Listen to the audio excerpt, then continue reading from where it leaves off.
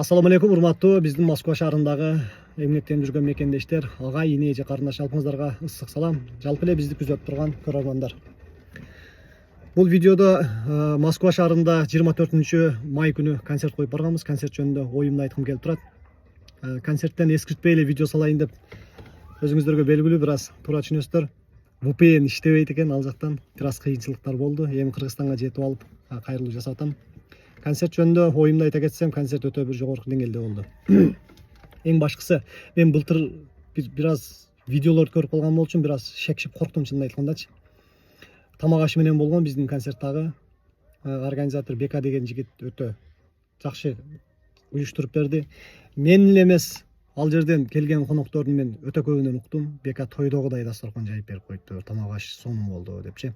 Эми бул жерден айта кетчү нерсе, келген меймандардын купулуна толуп кетсе, биз үчүн ошол эң сүйүнүчтүү жери ошол. Бека үй бүлөсү менен кызматта жүрдү. Үй бүлөңө ден соолук, аман болгула, чоң рахмат, терең ыраазычылык билдиребиз. Дагы да Кудай буйруса токтобой ушундай эл жерибизге кызматын кыла бер.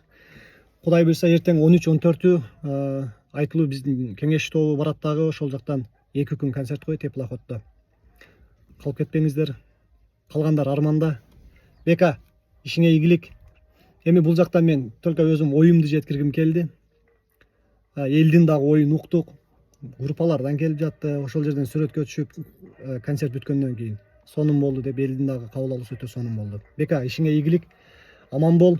Кудай буйруса, мекендештер 13-14 сиздерди кеңеш тобунун концертинен күтөбүз. Келиңиздер, эс алып кетиңиздер.